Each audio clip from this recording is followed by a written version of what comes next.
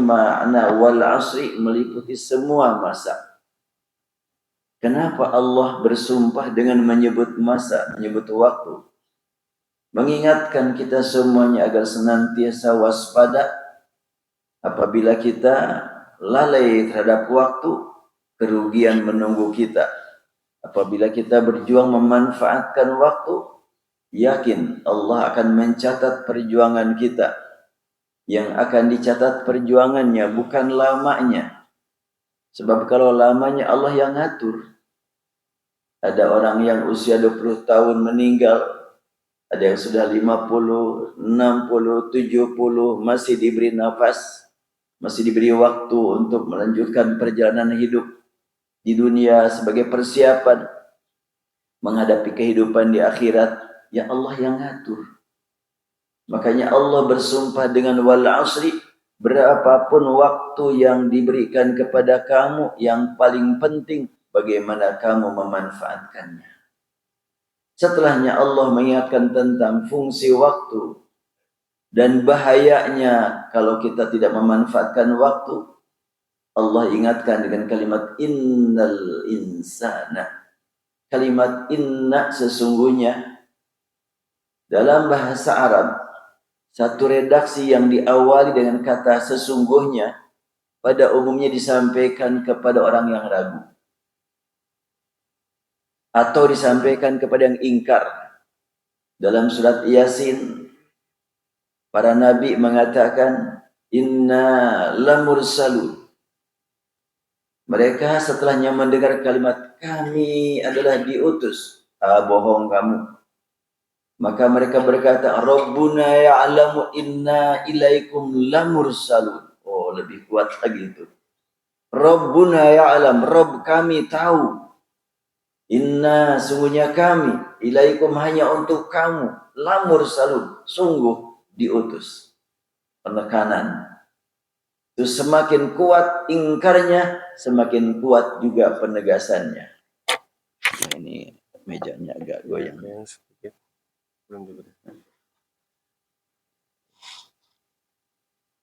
Allah subhanahu wa ta'ala bersumpah dengan wal asri, dilanjutkan dengan innal insan. Ini sumpah yang sangat kuat. Innal insan sungguhnya manusia, manusia yang mana tanpa batas waktu, tanpa batas usia, tanpa batas tempat, sesuai dengan wal asri, semua waktu. Maka innal insan juga semua manusia diingatkan. Sejak zaman Adam sampai saat ini, sampai hari kiamat. Dan berbicara tentang Adam, saya waktu hari Kamis yang lalu bersama para ustadz di Maqdis mengkaji surat An-Nisa. Ya ayyuhan nasu taqu rabbakumul ladzi khalaqakum min nafsin wahidah. Bunyi ayat ditujukan kepada manusia. Wahai manusia, bertakwalah kamu kepada Rabb kamu yang telah menciptakan kamu, wahai manusia keseluruhan, min nafsi wahidah, dari satu nafs, nafs yang satu. Para ulama tafsir mengartikan nafs yang satu adalah Adam. Saya lama berpikir, kenapa kok para ulama tafsir mengatakan nafsi wahidah Adam? Bukankah panggilan ditujukan kepada manusia termasuk Adam? Kalau panggilan ditujukan kepada Bani Adam, wahai anak cucu Adam, bertakwalah kamu kepada kamu yang telah menciptakan kamu dari Adam, mudah dipahami. Tapi panggilan ditujukan kepada manusia, wahai manusia, bertakwalah kamu kepada kamu yang telah menciptakan kamu dari Adam. Nanti dulu, ini rasanya kurang dipahami ini. Tapi itu hampir semua ulama tafsir mengartikan nafsi wahidah Adam. Kenapa tidak Adam dan istrinya juga diciptakan nafsi wahidah? Demikian pula keturunannya. Dan itu kecenderungan saya.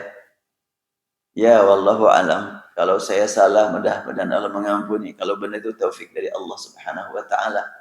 Dan sudah saya tulis dalam buku jilid kelima, jilid keempat. Tapi belum banyak dicetak surat An-Nisa. Baik, kita lanjut. Innal insan, sungguhnya manusia. Manusia yang mana? Semua manusia diingatkan. Diingatkan dengan apa? La fi khusrin. La itu sungguh. Inna sungguhnya, la sungguh. Fi di dalam. Kalimat di dalam, kita berada di dalamnya, kanan, kiri, depan, belakang, sama. Apa itu? Khusrin, kerugian. Manusia diingatkan oleh Allah Subhanahu wa taala berkaitan dengan penggunaan waktu, banyak yang gagal hidup, yang merugi. Dan insya Allah nanti kita akan menggunakan 1 detik untuk memilih. Orang berkata pemilu untuk 5 tahun ke depan, itu bahasa KPU itu. Bahasa orang masjid, memilih, menentukan 1 detik mencoblos, itu untuk kehidupan abadi. Jangan dibilang untuk 5 tahun. Untuk kehidupan abadi kalau buat kita. 5 tahun itu adalah program KPU, program politik. Tapi pribadi-pribadi kita sebagai muslim, 1 detik pun ada pertanggungjawabannya untuk selama-lamanya. Karena itu berkaitan dengan masalah umat. Semoga Allah Subhanahu wa taala memberikan taufik hidayah kepada seluruh hamba yang beriman kepadanya. Sehingga pemilih dan yang dipilih sama-sama melakukan satu aktivitas hanya mencari ridha Allah Subhanahu wa taala. Apabila yang dipilih para calon semata-mata ingin mencari ridha Allah Subhanahu wa taala, tentunya mereka akan senantiasa membaca diri. Ya, kalau Allah izinkan aku untuk berbuat banyak, pasti akan Allah angkat aku. Apabila Allah memberikan kepadaku tugas untuk yang lain, tentunya tidak akan diberikan tugas yang ini. Selesai sudah, ringan-ringan sajalah gitu.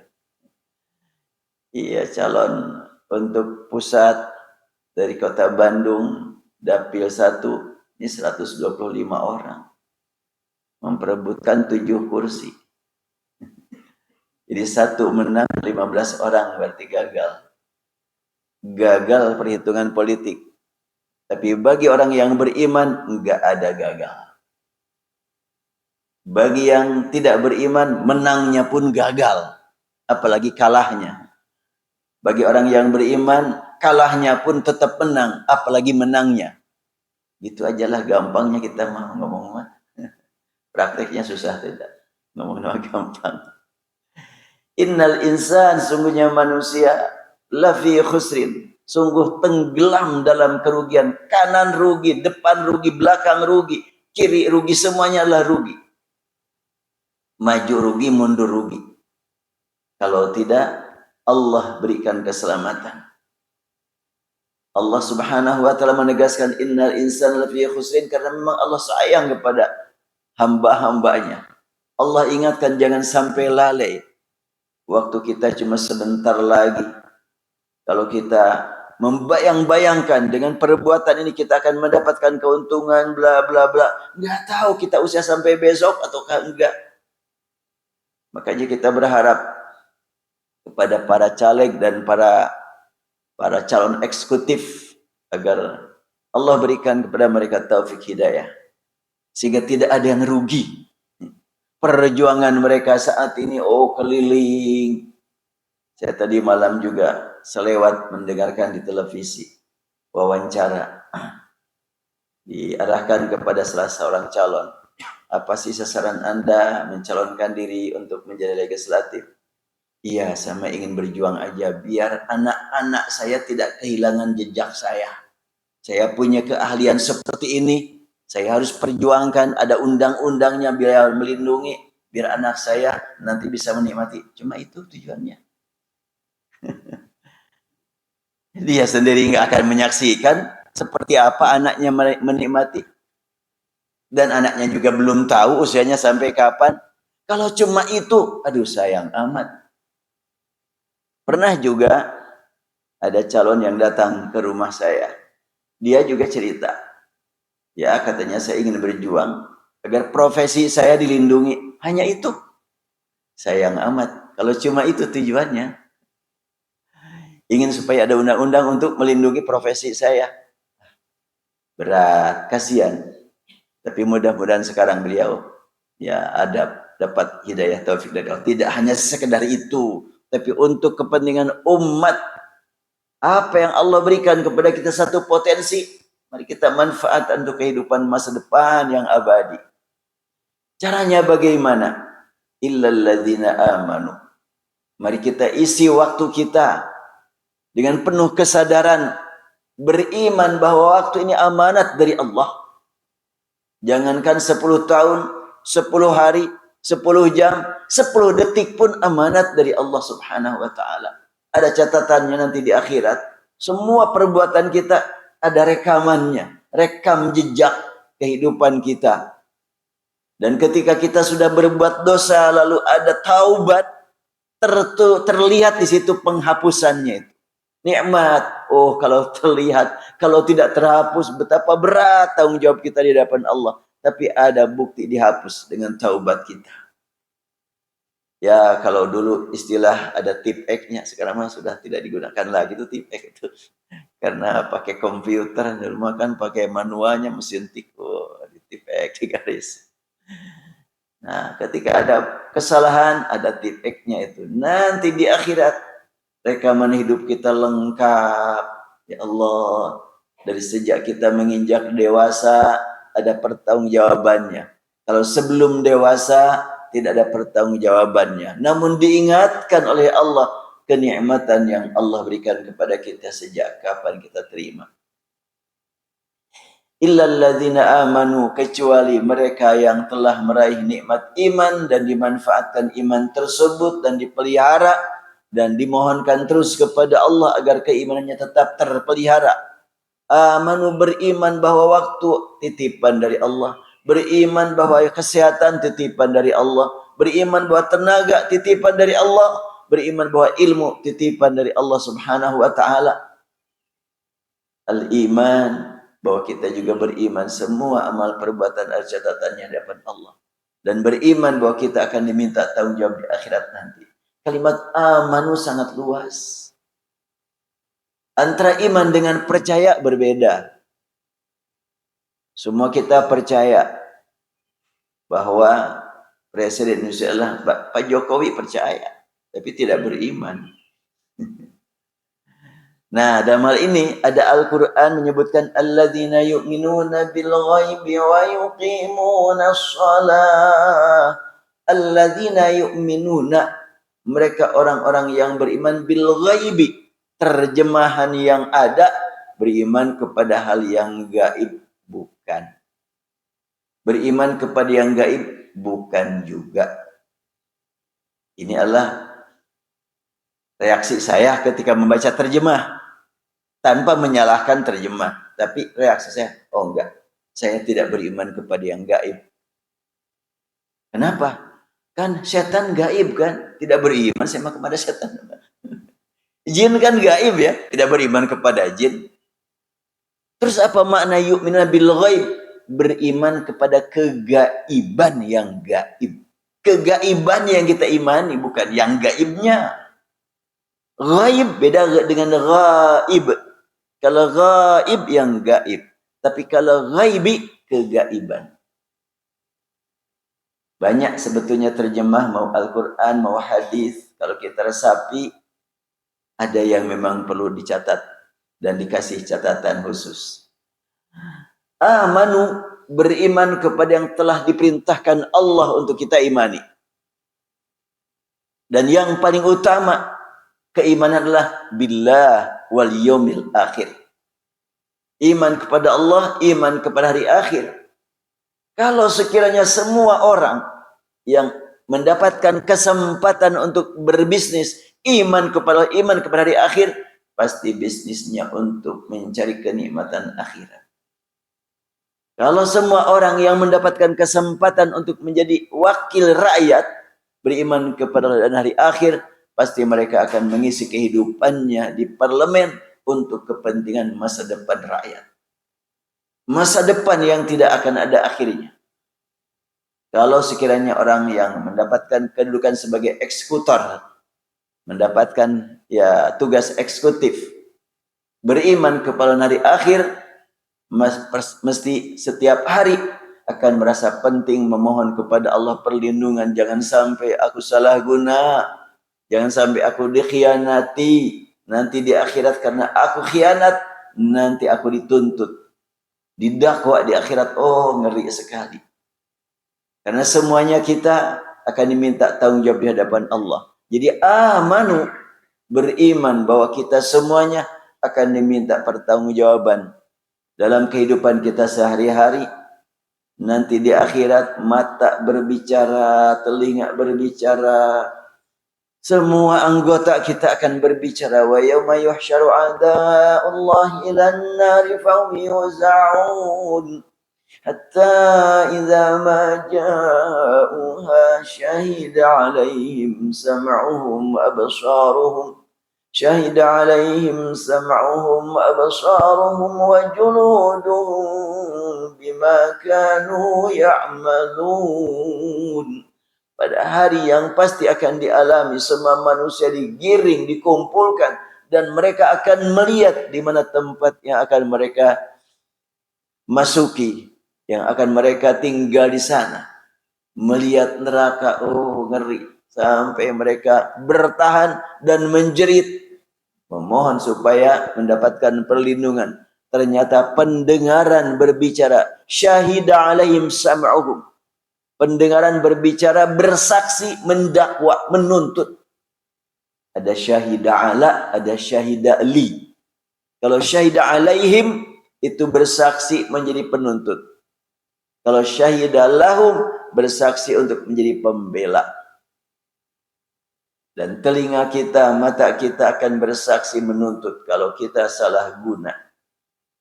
Dan mungkin orang banyak salah guna karena tidak beriman bahwa nanti akan diminta tanggung jawab. Oleh karena itu, illal ladzina amanu, beriman bahwa kita dicatat, beriman bahwa semua perbuatan ada rekam jejaknya, dan Allah Subhanahu wa taala Maha tahu setiap orang yang berbuat baik apakah semuanya benar.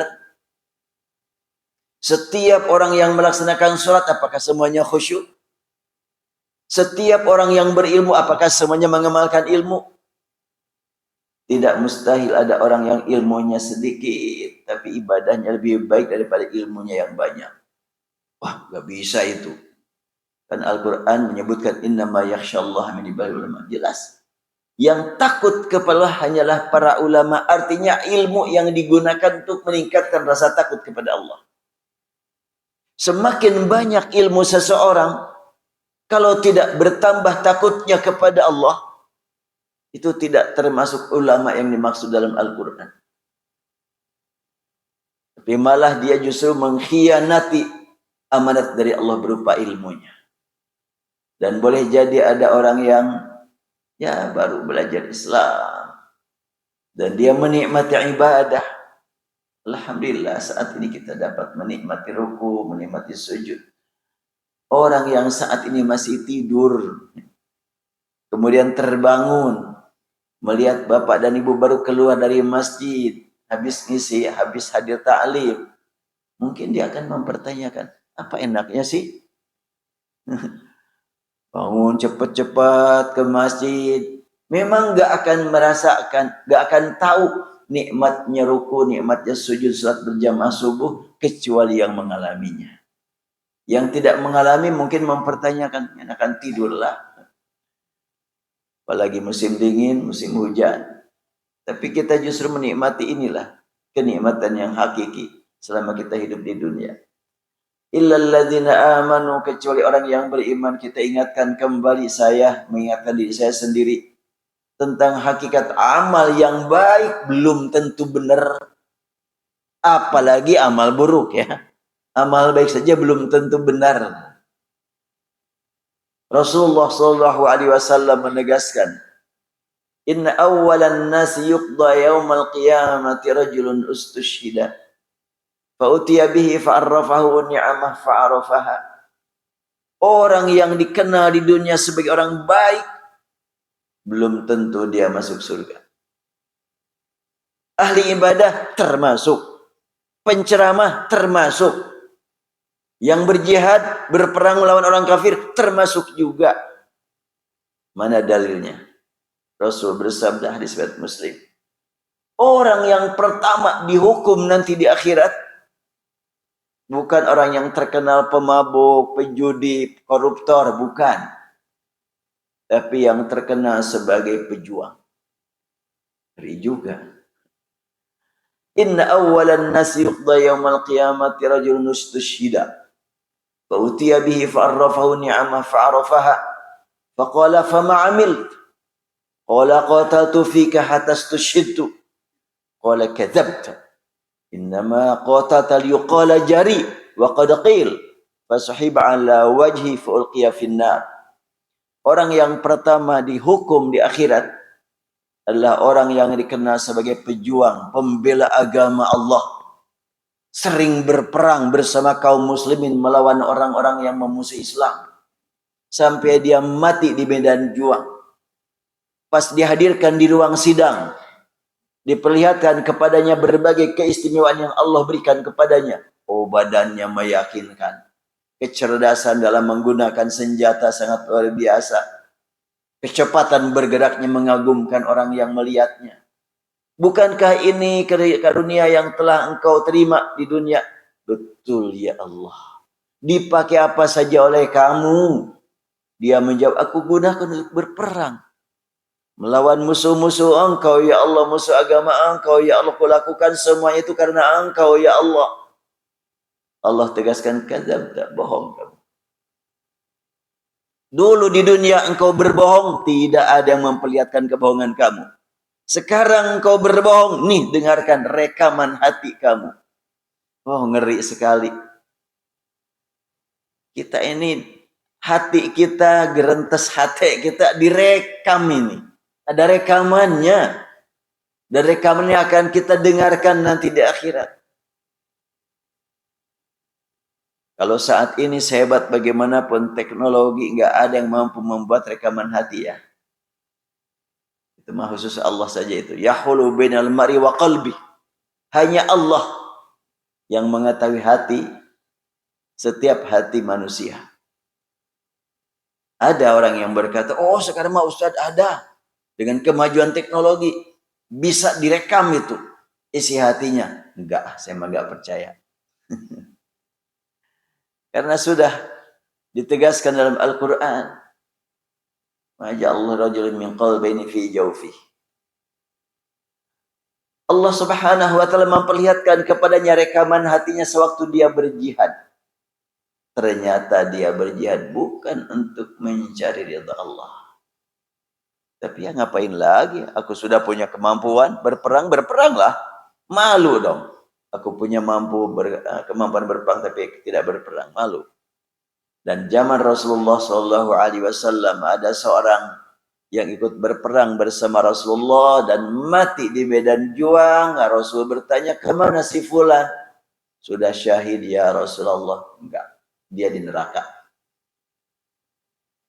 Ini disebut sahabat coba. Tapi ternyata di neraka. Kenapa? Allah terangkan. Apa Rasulullah menerangkan? Bahwa dia sedang berperang melawan musuh.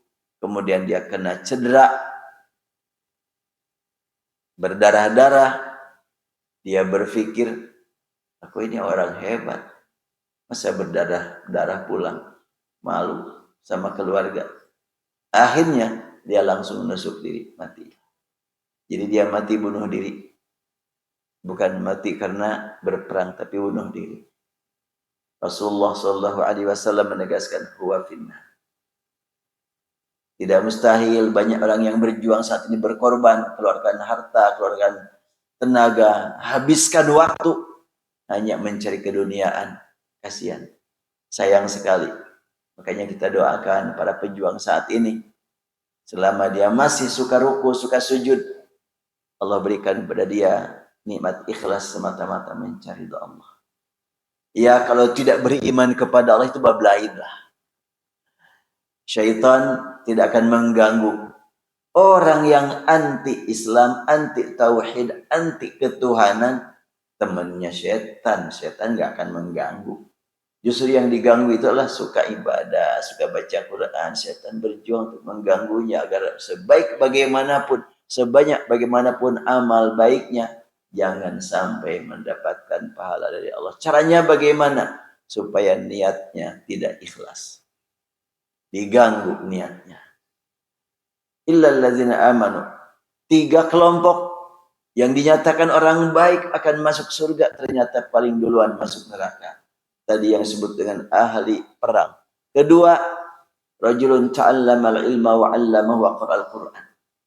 Orang yang dikenal sebagai orang yang rajin mencari ilmu, baca bukunya rajin, belajarnya rajin, menyampaikan ilmu kepada yang lain juga rajin, bahkan rajin juga membaca Al-Quran. Pokoknya dia mati langsung masuk surga. Begitulah anggapan manusia. Dan setelahnya mati, masuk ke ruang sidang, di hadapan pengadilan yang maha tinggi, mahkamah yang maha agung. Ternyata ditanya berbagai kenikmatan yang telah tercurah. Dia pun mengakui. Ketika ditanya digunakan dalam hal apa saja, dia berkata, kecerdasanku, kepandaianku berbicara, suaraku yang bagus, kugunakan untuk kepentingan dakwah, kepentingan Islam, kepentingan menyampaikan ajaran Engkau ya Allah, karena Engkau. Allah tegaskan, kadzabta, bohong kamu. Dengarkan nih suara hati kamu. Ternyata betul. Dia menyampaikan pengajian supaya disebut-sebut sebagai ahli. Dia membaca Al-Quran supaya disebut-sebut sebagai qari. Maka tidak dapat apa-apa dari Allah. Fasuhiba ala wajhi faulqiya finnar. Ditarik wajahnya, dilemparkanlah ke dalam api neraka. Sama. Dua-duanya ditarik wajahnya. Dan Al-Hadis menyebutkan wajah ditarik. Bukan tangan gitu ya. Atau didorong dari belakang. Wajah ditarik, dilemparkan ke dalam api neraka. Ini menggambarkan betapa dahsyatnya, betapa ngerinya karena wajah yang ditarik. Dan wajah segala-galanya. Malu di wajah, berani di wajah, senyum di wajah, bahagia di wajah. Nanti wajah yang ditarik. Dan ketiga, rajulun atahullah asnafan minal mal. Orang ketiga atau kelompok ketiga adalah orang yang mendapatkan amanat berupa harta yang berlimpah. Dia salurkan harta tersebut untuk masjid. Oh ya, aku harus. Untuk madrasah, oh penting. Untuk apa lagi? Untuk panti asuhan, ya penting. Semuanya didukung oleh dia. Ditanya, kenapa kamu kok rajin amat, dermawan amat, murah amat? Ya ngapain lagi ini harta? Kalau aku tidak menyalurkannya, aku tidak akan dikenal sebagai orang kaya kan. Itu ada orang yang berkata begitu. Dia pengusaha besar, penghasilannya luar biasa. Saya pernah diundang oleh orang ini pengajian beberapa kali. Lalu dia terjun ke politik. Wallahu alam sekarang sudah selesai pesantrennya di Sukamiskin apa belum? Masih di dalam. Ketika ditanya oleh orang yang dekatnya, kenapa Pak kok terjun ke sini? Sudah harta berlimpah. Justru itulah saya waktu itu berpikir, saya harta di mana-mana. Tapi kalau orang nggak tahu, saya nggak akan dikenal sebagai orang kaya. Jadi ingin ada penghormatan, makanya terjunlah ke politik. Ternyata masuk penjara. Saya ketemu dengan dia di penjara. Memang saya pernah ke penjara, ya pernah. Tapi ngaji maksudnya, bukan dihukum. Ya, alhamdulillah. Jadi amanu, beriman bahwa semua amal kehidupan kita ada perhitungannya di hadapan Allah. Nah, untuk supaya kita buktikan bahwa kita beriman, tidak cukup hanya dengan lisan. Iya, aku beriman, aku yakin. Enggak cukup. Wa'amilu, mereka beramal. As-salihat, yang diamalkan saleh semuanya. Amilu, beramal. Dalam Al-Quran ada amal, ada fi'il. Ada fa'illam taf'alu walan taf'alu bima kanu yaf'alun. Apa bedanya fa'ala dengan amila? Fi'il dengan amal, apa bedanya? Kalau amal, aktivitas yang memang ada niatnya, ada tujuannya. Ada sasaran yang ingin dicapai. Kalau fi'il, ya semua perbuatan itu fi'il. Termasuk tidur, fi'il. Termasuk batuk, nguap, itu fi'il. Tidak termasuk amal. Kalau amal ada tujuan. Ada lagi kasab. Nah, dalam Al-Quran ada iktasaba, ada kasab dan iktasaba. Ada amila, ada fa'ala. Apa bedanya? Tentu menggunakan sekian banyak kata punya makna, punya spesifikasi makna. Kalau kasaba itu ada perbuatan yang memang lebih-lebih lagi jelas aktivitasnya terlihat untuk kepentingan yang berhubungan dengan masalah keuntungan. Makanya ada kalimat laha ma kasabat wa 'alaiha maktasabat. Akan diterimanya apa yang dia kerjakan dengan tujuan yang jelas untuk mencari ridha Allah. Wa 'alaiha maktasabat, akan menimpanya apa yang dia perbuat tanpa sengaja, akan ada pertanggungjawabannya. Ada kasab, ada iktasab. Di sini kalimat amal, amal juga ada amila amalan salihan, ada amalan sayyi'an. Ada amal baik, ada amal buruk. Cuma kalau amal lebih terprogram. Wa amilus salihat, mereka beramal, iman tidak punya arti tanpa dibuktikan dalam amal. Dan amal tidak akan punya arti tanpa dilandaskan kepada keimanan.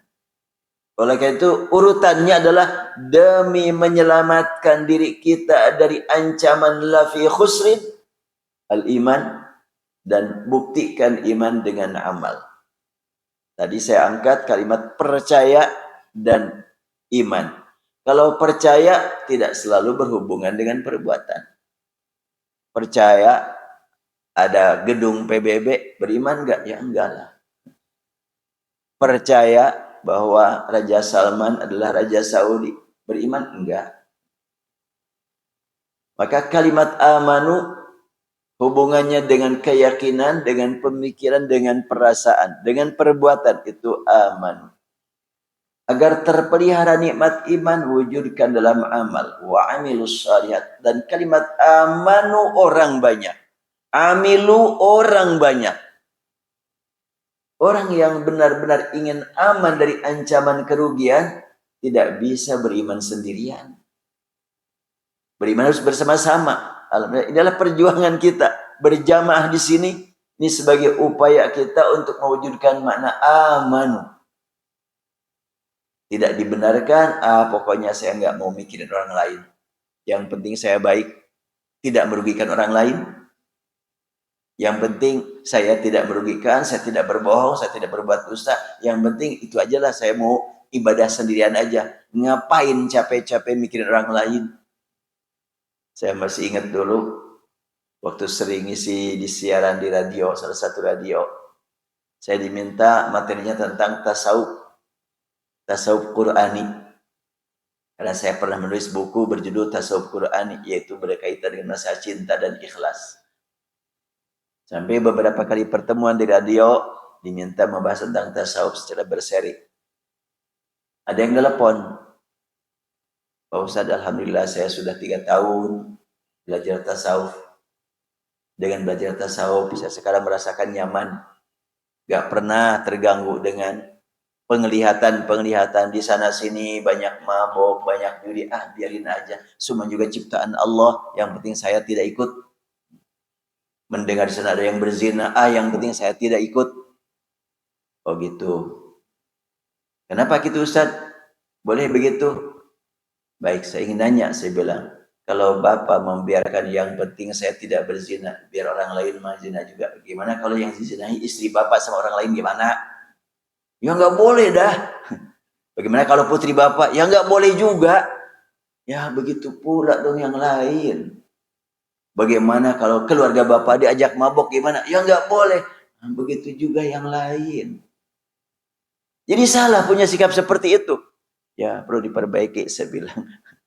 Bapak aman dari perbuatan maksiat, yang langsung, tapi membiarkan orang lain berbuat maksiat, itu juga adalah maksiat. Kita tidak boleh tinggal diam, membiarkan orang lain maksiat. Jangan sampai merasa sudah aman, sudah selamat karena kita tidak mengganggu orang lain. Makanya Rasulullah SAW bersumpah, "Walladzi nafsi biyadihi la ta'murunna bil ma'rufi wa la tanhawunna 'anil munkar aw la yushikanna Allah ay yab'atha 'alaikum iqaban min thumma tad'unahu fala yustajabu lakum." Demi Allah yang mengatur kehidupanku, kalian semuanya harus amar ma'ruf nahi munkar, harus mengajak kepada kebaikan dan mencegah kemungkaran. Pada saat yang sama diprogramkan menyuruh kepada kebaikan, mencegah dari kemungkaran. Kalau enggak bagaimana? Kalau enggak nanti akan terancam kamu dengan bahaya, dan waktu itu kamu berdoa untuk supaya selamat, enggak ada artinya doa kamu. La yustajabu lakum. Jadi doa akan dikabulkan oleh Allah Subhanahu wa taala kalau kita memang mengajak orang ke jalan yang benar dan menjaga orang dari perbuatan buruk. Tidak cukup hanya sekedar berdoa. Kecuali orang yang memang tidak mampu, dia lemah. Ya, berjalan-jalan jaga mampu, ngomong nggak mampu, udah berdoa ada. Insya Allah kalau yang begitu ya Allah Maha tahu. Tapi orang yang masih bisa bergerak, masih bisa berbicara sesuai kemampuan, kita mengajak orang ke jalan yang benar. Wa amilus shalihat, beramal soleh diagendakan.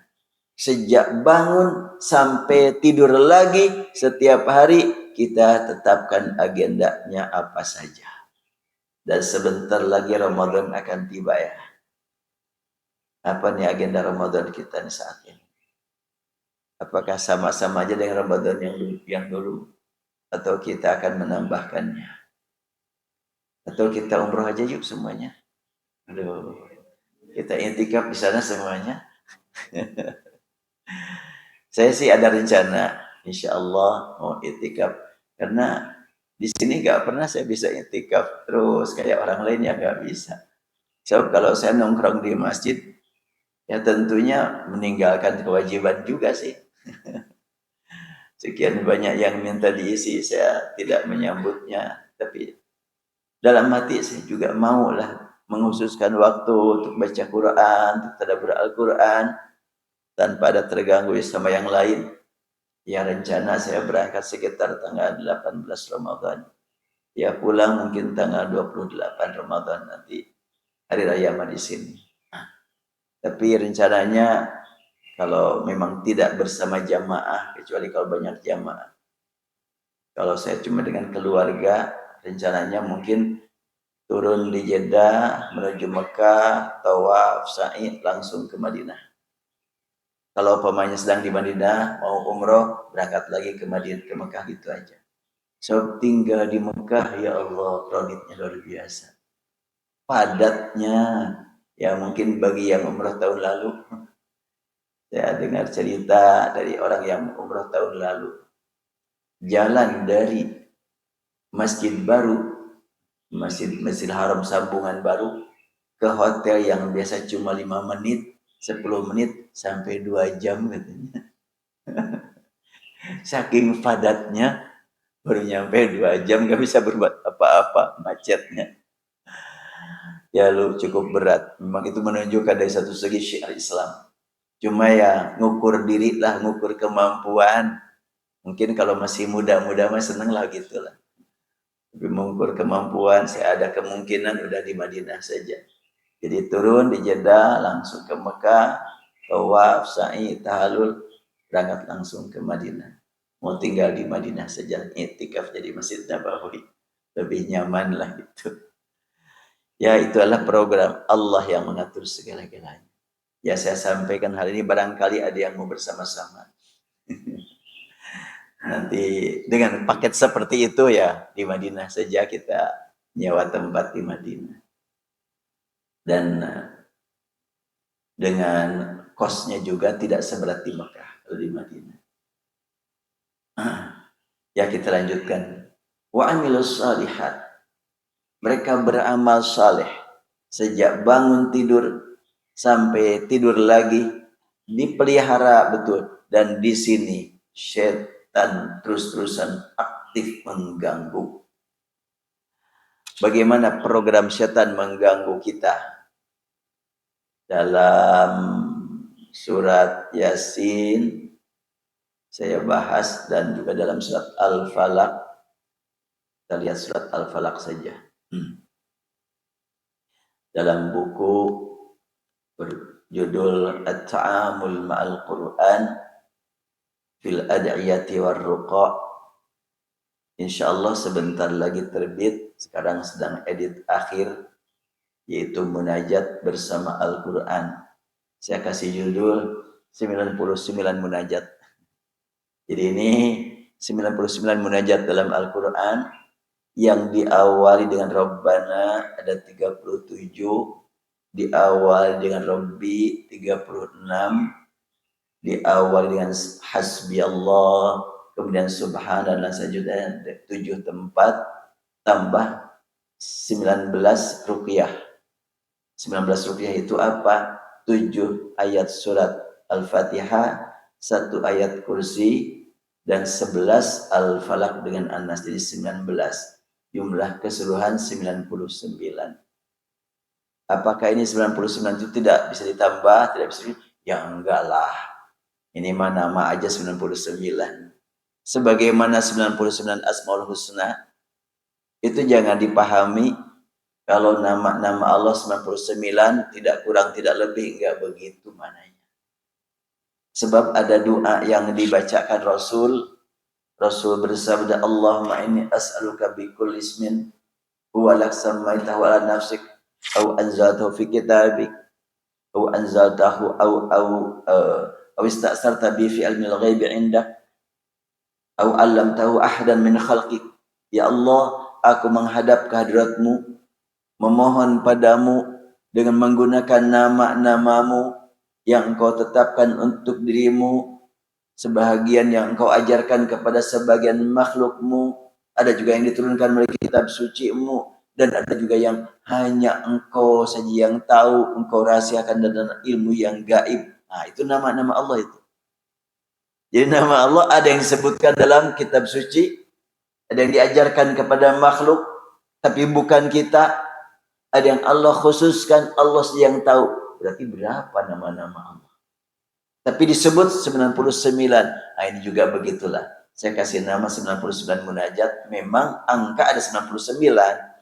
37 Rabbana, 36 Rabbi, kemudian 7 adalah dari mulai ya Subhana, dan selanjutnya tambah lagi 19 ruqyah dari 99. Baik, saya bahas di sini surat Al-Falaq. Tentang program setan menggoda manusia. Surat Al-Falaq. Ya. Surat An-Nas apalagi. Nah, langkah-langkah, saya tulis di sini langkah-langkah setan menggoda manusia. Pertama, merusak akidah. Dia sudah bersumpah la udhillannahum wa la umanniyannahum wa la abrannahum, dan selanjutnya. Dan salah satunya adalah mengajak manusia untuk supaya syirik, ya. Kemudian bila tidak bisa dibawa syirik, maka setan berjuang untuk supaya orang menjadi saksi palsu dan bersumpah dengan sumpah palsu. Wah, ngeri ini. Zaman sekarang saksi palsu, sumpah palsu. Dan ini program setan nih. Rasul bersabda, ala unabbi'ukum bi akbaril kabair. Qulna bala ya Rasulullah. Maukah kalian dikasih tahu tentang dosa terbesar? Maka sahabat menjawab, iya tentu ya Rasulullah, kami sangat berharap agar kami bisa menghindar. Rasul bersabda, menyekutukan Allah, menyakiti orang tua. Dan beliau sambil santai duduk, beliau berkata, ala wa qawlu zur wa syahadatu zur, ala wa qawlu zur wa syahadatu zur. Ingat perkataan yang mengungkapkan kesaksian palsu atau sumpah palsu. Qauluz zur, syahadatuz zur. Itu diulang-ulang. Sampai perawi menyatakan, duh masih terus mengulang-ulang nih. Sampai begitu. Memang terbukti saat ini yang paling merugikan sekian banyak umat manusia, sumpah palsu dan saksi palsu. Kalau sudah mendapatkan kedudukan, disumpah, siap disumpah. Praktiknya bagaimana? Ngeri sekali. Ya, itu adalah program kedua, langkah-langkah setan. Program berikutnya, langkah setan apa? Membujuk untuk berbuat dosa kecil. Kalau dibawa dosa besar gak mau, sangat menjaga diri, digiring untuk dosa kecil. Karena dosa kecil kalau sering-sering jadi dosa besar. Kemudian bila dosa kecil tidak bisa juga, didorong untuk sibuk dengan perbuatan yang tidak disebut dosa. Main game gitunya. Kan gak dosa, ya enggak. Tapi membuang waktu demikian banyak. Atau nonton yang mungkin tidak disebut dosa, tapi tidak beribadah juga. Itu keempatnya. Kelimanya adalah menanamkan harapan, sanjungan atas amal baik. Banyak amal baik dan setan membisik, engkau baik sekali, harus tahu orang lain bahwa engkau baik. Maka dia tampil dengan yang sangat mengagumkan. Ketika disanjung senang sekali. Ya, banyak godaan setan. Kemudian bila tidak mampu juga setan mengarahkan manusia supaya seperti itu, maka langkah berikutnya mendorong untuk mencela amal orang lain. Nah, ini orang yang berilmu banyak sekali merasa terpanggil untuk mencari kekurangan orang lain, kesalahan orang lain. Kerjaan menilai, terus bujukan dan rayuan setan berhasil. Kemudian menanamkan sikap sok tahu tentang masalah gaib. Mungkin di antara bapak dan ibu ada yang menyaksikan di YouTube. Ini orang 60 tahun ibadah, satu pun sholatnya nggak ada yang diterima. Sok amat tahu, dari mana tahu ya? 60 tahun ibadah, satu pun belum diterima sholatnya. Urusan terima dan diterima hanya Allah yang tahu. Kita nggak tahu, jangan-jangan kita merasa sudah baik, justru gara-gara merasa sudah baik tidak diterima amal ibadah kita. Ya, ini Allah sok tahu tentang masalah gaib. Ada lagi, masih banyak sebetulnya langkah setan yang saya masukkan di sini. Insya Allah nanti sebentar lagi terbit buku ini. Baik, karena waktunya sudah mendekati jam 6. Ya, mangga, silakan.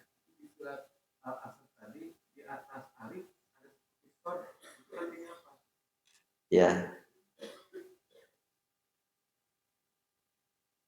Penting tanda baca ya. Tanda baca Al-Quran ini semuanya diatasi tanda baca yang zaman Rasul nggak ada. Dan apabila ada alif seperti ini tanda tidak dibaca. Alif ini tidak dibaca. Nah, sama kan ini. Kita temukan juga ini juga bilhaq, bisabri, as-salihat. Semuanya ini menunjukkan alif ini tidak dibaca. Baik, sekarang kita mengenal lebih rinci tanda-tanda baca mushaf Al-Quran yang boleh jadi kurang mendapatkan perhatian. Nih kita lihat. Ashtatan, tanwin fathah dengan tidak sejajar. Khairan, tidak sejajar. Syarran, tidak sejajar. Ini punya makna. Ada yang sejajar, mari kita lihat dzarratin. Tin ini sejajar tanwinnya. Sedangkan dzarratin ini tidak sejajar. Jelas? Atau kurang gede?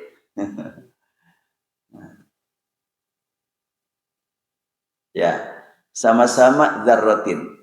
Ini dzarratin ini tanwinnya bergeser dikit. Sedangkan dzarratin yang sebelumnya adalah sama sejajar. Ini apa maknanya?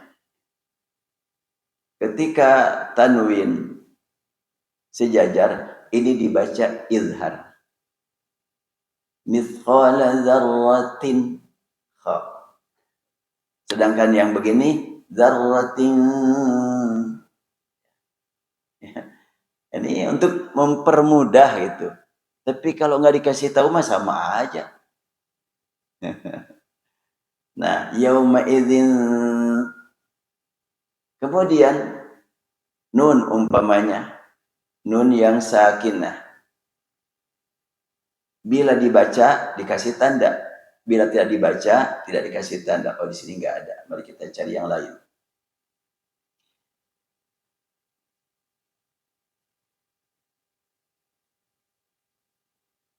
Nah, ini kan dhabahan. Kalau dilanjutkan ini kan ikhfa. Qadhan subhan naqan. Sedangkan ini kalau dilanjutkan ini izhar. Fawasatna bihi jam'an innal insan jam'an inna. Nah, untuk tanwin bagaimana? Bila tanwin seperti ini adalah tidak izhar. Lakanudun wa innahu ala dzalika lasyahidun. Tapi bagaimana ini? Lasyadidun afala. Tanwin bila izhar, nah begini, dhammahnya ada kepalanya di atas. Sedangkan kalau tidak izhar berjajar. Ini tanda baca. Mushaf Madinah yang sudah dilengkapi lebih akhir. Kemudian, nah seperti ini. Fa'amma man thaqulat. Nun, kalau tadi tanwin. Kalau nun, bila tidak ada tanda di atas, ini tidak izhar. Bila yang izhar, dikasih tanda wa amma man kha. Nah, ada tandanya ini. Ya. Ini kalau tidak diperhatikan memang cuek aja jalan aja kan gitu. Nah, kalau ini nunnya tidak dibacakan. Wa fa amma man. Kalau ini man. Yang dibaca man ada tanda, yang tidak dibaca man tidak tanda. Demikian juga kalau ini kan tanda panjang. Ya. Mawazinu kan ya tidak dibaca sebab berubah jadi tanda panjang. Nah begitu. Nah di sini fa ummuhu hawiyatun. Kalau diwasal tuwama. Kalau ini narun run. Nah, ini tanda bacanya beda dengan hawiyatun. Ya, ini perkembangan metodologi. Di zaman Rasul, jangankan perbedaan tanwin. Tanwinnya saja nggak ada zaman Rasul. Kalau semua yang baru bid'ah, emang bid'ah. Kalau semua bid'ah dolalah, ya dolalah itu artinya pusing, bingung, itu dolalah. Cuma ketika kullu dolalatin finnar, stop dulu. Apakah setiap dolalah finnar mutlak? Enggak. Dolalah finnar, dolalah dalam aqidah. Itu finnar. Kalau dolalah dalam perasaan, enggak finnar. Ada gitu dolalah dalam perasaan, dalam ingatan. Al-Quran menyebutkan. Dolalah perasaan itu pengalaman Rasul itu. Ketika Rasul melihat di sana mabuk, di situ perang, di situ zina. Berat rasanya. Sampai disebut dalam Al-Quran. Wa wajadaka dhallan fahada. Siapa yang dhallan? Rasul. Tapi tidak masuk neraka Rasul. Siapa lagi dhalalah yang dalam keadaan ingatan? Surat Al-Baqarah 282. Fa'illam yakuna rajulaini farajulun wa mura'atani mimman tarbawna minasy syuhada'i an tadilla. Ihdahuma fatudzakkira ihdahuma al-ukhra. Transaksi, hadirkan saksi dua orang laki-laki. Bila cuma ada satu laki-laki tapi banyak perempuan, ambil dua orang perempuan untuk menggantikan posisi orang laki-laki. Kenapa masih dua perempuan? Bila salah satunya dolalah, yang satu lagi akan mengingatkan. Makna dolalah di situ lupa, tidak masuk neraka itu. Jadi yang masuk neraka itu dolalah dalam akidah. Baik, panjang deh, terus sampai di sini. Ya, mangga.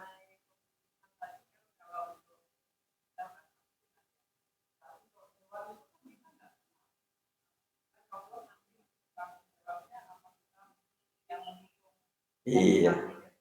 Ya, termasuk saya juga, Ibu. Saya masih belum memastikan untuk legislatif siapa yang akan saya pilih. Kalau untuk presiden mah gampang lah milihnya. Udah cuma 3 nya. Pokoknya kalau dipilih 3-3-nya itu sah. Dipilih 2 juga enggak sah. Jadi pilih ya 1 lah. Iya. Nah, tapi kalau legislatif ini banyak soalnya. Untuk pusat dari dapil aja 120 orang lebih. Bagaimana untuk provinsi, untuk kota, ya istikharah. Mohon kepada Allah petunjuk mana yang lebih tepat untuk kita pilih. Mungkin kalau lihat partainya ini bagus kalau partainya, tapi nggak tahu orangnya. Orang ini bagus, tapi partainya ini ngatur dia seperti apa nanti di masa mendatang. Tapi sekiranya orang itu soleh dan pejuang, berada di partai yang jelek, mungkin dia akan mewarnai partai. Tapi itu perjuangan berat itu. Berat sekali perjuangannya kalau untuk bisa mewarnai partai itu. Makanya ya kita mohon kepada Allah Subhanahu wa taala agar Allah berikan taufik hidayah kepada kita siapa yang akan kita pilih.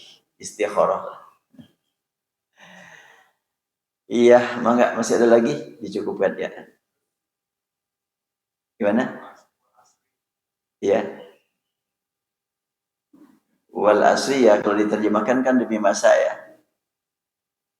Demi masa, sungguhnya manusia tenggelam dalam kerugian kecuali yang beriman, beramal soleh, dan tidak cukup iman beramal soleh karena bisa-bisa berhenti. Semangat beramalnya muncak luar biasa. Tiba-tiba terdengar dia sudah berhenti. Kenapa? Dia putus asa. Penting tawasau bil haq.